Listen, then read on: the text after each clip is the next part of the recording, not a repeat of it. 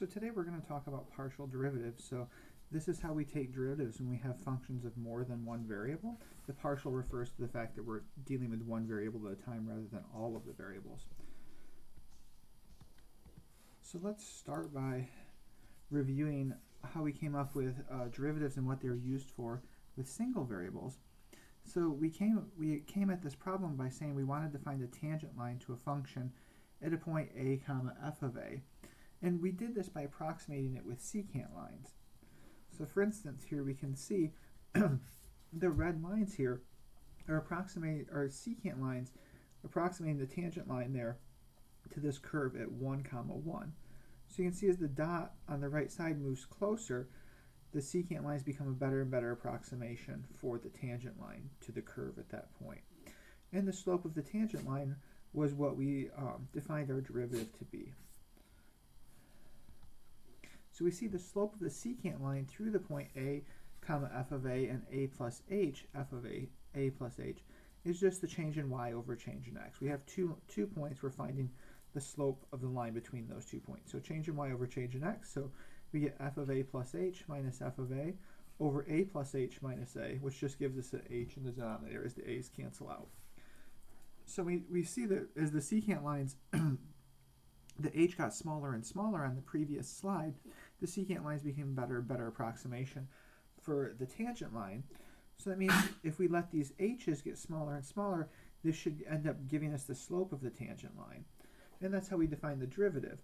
The limit as h goes to 0 of f of a plus h minus f of a over h. So now what we want to do is we want to apply this same concept to functions with more than one variable. So let's start with just saying we have a function z equals f of xy, so just a function of two variables. And for illustrating this, we'll consider the function z is equal to 10 minus x squared minus y squared. So this is our surface we're looking at. So what we can do here is we can fix the value of y0, and then we can view z as just a function of x, because now x is still allowed to change, but the y is not changing. Y is staying as y0 all the time.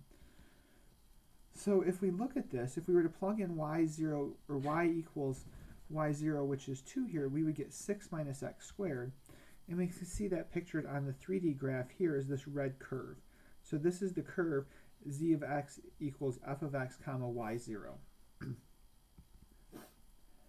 so this is the curve f of x comma 2. We can now, since z is now being just a function of x because we've fixed y, we can ask, well, if we change x, how does z change? So let's consider this quantity where we're letting x change by h and we're leaving y fixed. So if we look at this, this looks very familiar because it looks just like the derivative of a function of one variable. We just happen to have that second variable there that's not moving. And so if you look at the curve that we had before, that red curve, this value here is exactly the slope of the tangent line to that curve. So here the tangent line to the curve there is given in blue, and so the slope of that line is the limit as h goes to 0 of f of x plus h comma y0 minus f of x comma y0 over h. So we define the partial derivative of z with respect to x at the point x0, y0, and we write it with this curly d here, which is called del. So we say the partial derivative of f with respect to x on the left-hand side is just this limit where we're only letting the x variable change and the y variable is fixed. And so we can also view this, just as in the one variable case, we can view it as a function of x and y if we like, rather than just looking at it as a single point. And in this case, we just use x and y.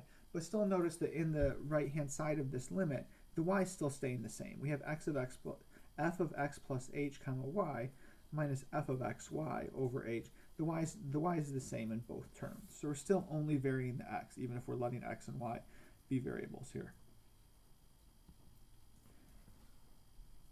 And then, of course, there's nothing special about x. We can play the exact same game we did with y, where we just fix a value of x instead. So if we fix x to be 2, this is what the curve would look like now. You see this orange line here is where x is equal to 2. And here's the tangent line at that case, is this purple line. And so we say the same definition here. We would just let the y's change and the x would be fixed to get the partial derivative of f with respect to y. So notice we get lots of tangent lines here. So we've only pictured 2 tangent lines, but there's really one in every direction that we might want here, not just changing x or just changing y. We could let each of them change in a different direction. And so what this will give us is, this actually gives us a tangent plane to the surface.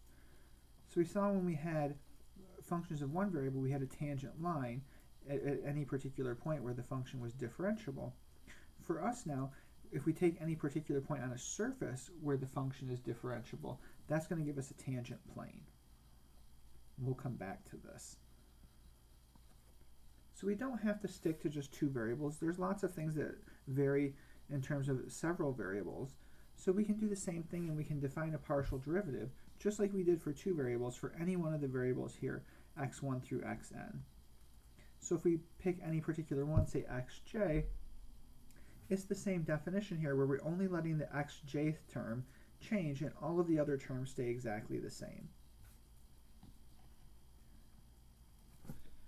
So the nice thing about partial derivatives is they're actually really easy to calculate as long as you know how to take derivatives of functions with one variable. So if we recall how we just defined this definition, or this concept, is we let one variable change and just kept the other one fixed. But then the definition was just the exact same as the definition of a function, a derivative of a function of one variable. So that's how we do it. We just differentiate the function with respect to the variable that's changing and treat the other variables as if they're constants.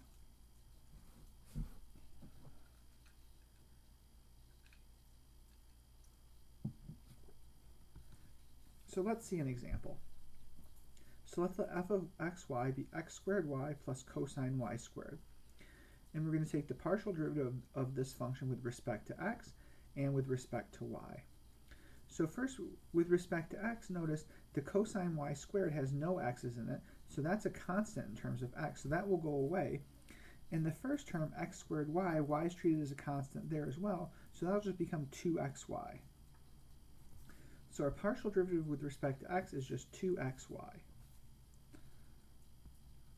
And if we do with respect to y, now the first term, the x squared, is constant, so we take the derivative of y, which is just 1, so that leaves us with an x squared. And for the second term, we have cosine of y squared, so we need to use chain rule for this. So the derivative of cosine is negative sine, and then the derivative of y squared is 2y. So our partial derivative with respect to y is just x squared minus 2y sine y squared. So it is customary to use this subscript instead of writing out the whole thing each time, kind of how we used f prime of x when we had one variable to save writing df dx all of the time. Here we write f sub x and f sub y because we can't just write a prime here because we have to indicate what variable we're actually taking the derivative with respect to. Now we also saw when we used functions of one variable that the second derivative could be really important for different setups. For instance, if we had our function was a position function, its first derivative was the velocity and its second derivative was acceleration. So we can do the same thing in this case, is if I take a partial derivative of a function of 2 variables, say, with respect to x, I can then take this partial derivative of that function, but I could take the partial derivative with respect to x, with respect to y, and so we get more partial derivatives than we just a single second partial derivative. So we see here, here's our notation. So f with a subscript xx is you take the partial derivative first with respect to x, and then whatever function you get out of that, you take the partial derivative of that with respect to x. And you can see this reflected also with the partial, the curly d's here as well, the partial derivatives in that notation. You first do inside the parentheses here, so you take the derivative with respect to x, and whatever you get out, you take the derivative of that with respect to x. Same exact thing with y here. The only difference here is now we get what are called mixed partial derivatives, because first I take the derivative with respect to x, and then with respect to y. And so you see, in this case, the order here makes a difference because it's first x and then y, so you get the dy dx here. And if you do y first and then x, it's this notation.